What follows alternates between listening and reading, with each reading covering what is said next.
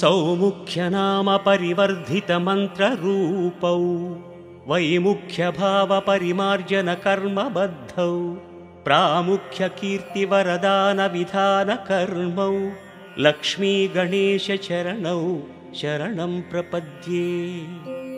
श्रेष्ठैकदन्तगजरूपनिजानुभाव्यौ गोष्ठीप्रपञ्चितपुनीतकथाप्रसङ्गौ प्रोष्ठप्रदायकसमुन्नतभद्ररूपौ लक्ष्मीगणेशचरणौ शरणं प्रपद्ये।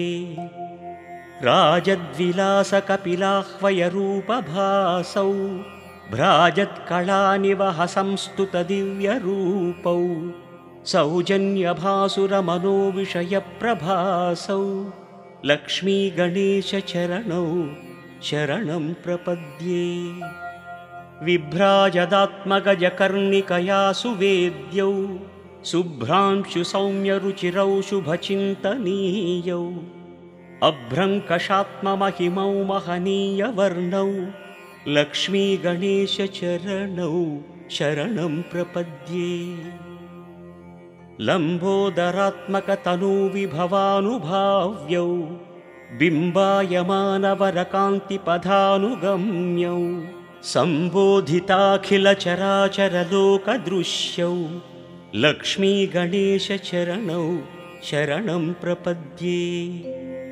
दुष्टासुरेषु विकटीकृतनैजरूपौ शिष्टानुरनचणौ शिखरायमाणौ सृष्टिस्थितिप्रलयकारणकार्यमग्नौ लक्ष्मीगणेशचरणौ शरणं प्रपद्ये। निर्विघ्नराजितपथौ नियमैकवेद्यौ गर्वापनेयचरितौ गणराड्विनोदौ सर्वोन्नतौ सकलपालनकर्मशीलौ लक्ष्मीगणेशचरणौ शरणं प्रपद्ये। गाणाधिपत्यपदवीप्रविभक्तदीपौ प्राणप्रदानकुशलौ प्रविलासभावौ त्राणोत्सुकौ निरतभाग्यविधानशीलौ लक्ष्मीगणेशचरणौ शरणं प्रपद्ये। प्रग्धूमकेतुवरनामविराजमानौ स्वाधीनकर्मकुशलौ समभावभाव्यौ बाधानिवारणचरणौ भवबन्धनाशौ लक्ष्मीगणेशचरणौ शरणं प्रपद्ये।